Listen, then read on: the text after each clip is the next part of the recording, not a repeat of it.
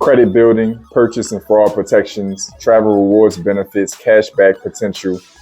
The list goes on. Credit cards could easily be the most comprehensive and valuable financial tool that you'll ever use.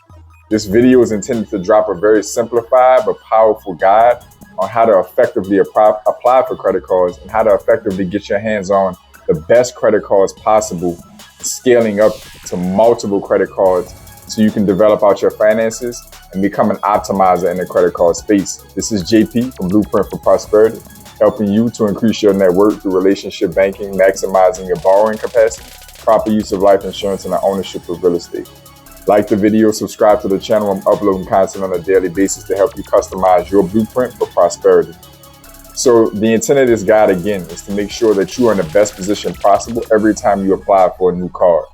I'm going to give you a step-by-step guide that you can personally apply to yourself, not just some overarching themes or hacks from these companies and other people's experiences. This is going to be information and guidance to help you make the most and get your hands on the best cards available for you. Number one on that list is you need to personally pull up and scrub your credit report. You don't have to go insane and fine-tooth comb it. You're looking to make sure that there's no inaccurate or negative information on there. You're looking to make sure that your personal information is congruent. Your name, social, date of birth, all of this needs to be congruent to what you're putting down on credit applications.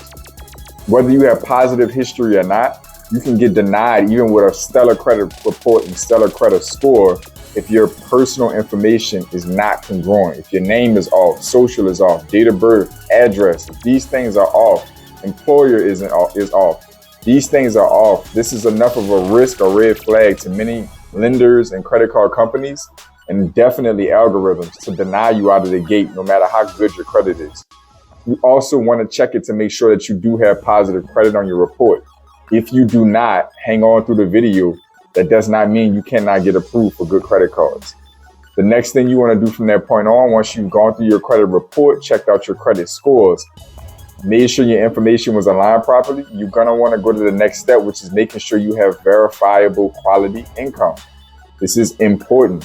You can actually get away in some cases without having any credit at all or not the best credit if you have strong income and good DTI, debt to income ratio, meaning that you have low debts, monthly expenses, reporting on your credit report in relation to your income. If this number, if the spread on those things is good enough, that can offset or balance off you not having the best or much credit. It could also lead to you having much higher limits on your credit cards.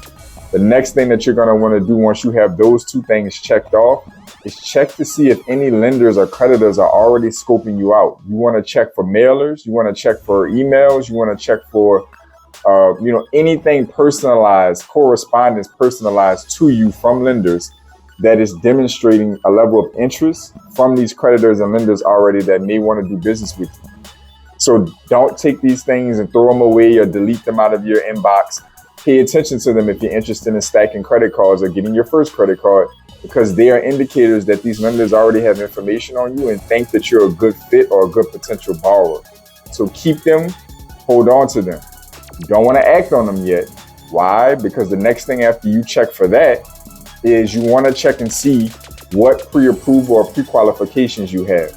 Nowadays, it is easy and all over the place for you to go either directly to the lender or creditor. Many of them offer pre-approval tools on their sites for free that won't pull your credit to let you know if you can be approved so you're not wasting inquiries.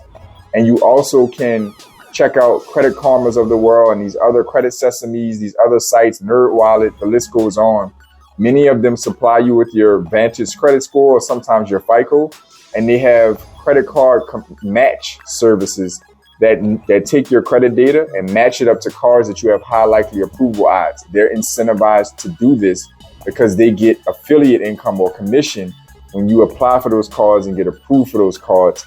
So they want to make sure that they take that information and match you up to the best of their ability. So they're relatively reliable sources that you're probably going to have pretty good odds if they say you have pretty good odds. After that, then you want to start to figure out your budget and finding out exactly where you spend your money.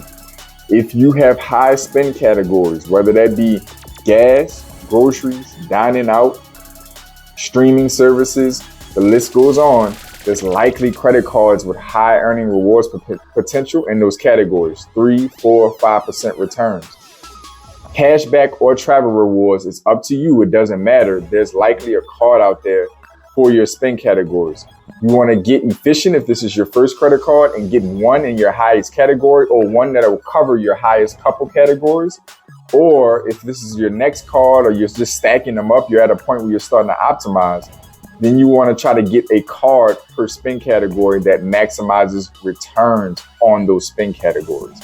Once you've done those 4 major things, now you can start to entertain matching up the cards that are going to fit you the best from a credit criteria point of view and from a spend category earnings point of view, and then match that back up to the lenders that have shown interest to you, if any, or if you see pre-qualifications or pre-approvals or card matches on these different websites. Now you can link those together. You don't want to just take what may be out there for you, because you may turn around and find out down the line, this isn't a good earnings card. It doesn't have the features and benefits to match your lifestyle or your interest level. Or if you don't do your homework on the credit side, you can try to apply for a card that you think that you have an opportunity out of the first one that's pitched to you and get denied because you didn't do your due diligence or your homework to see if you had a good match on it. This is a very simple layout, but a very powerful layout that if you exercise on a regular basis, even once you're somewhat seasoned in the credit card space, you still want to use this list as you go along applying for cards. Now, you're just going to get more efficient at it. You'll get faster at it.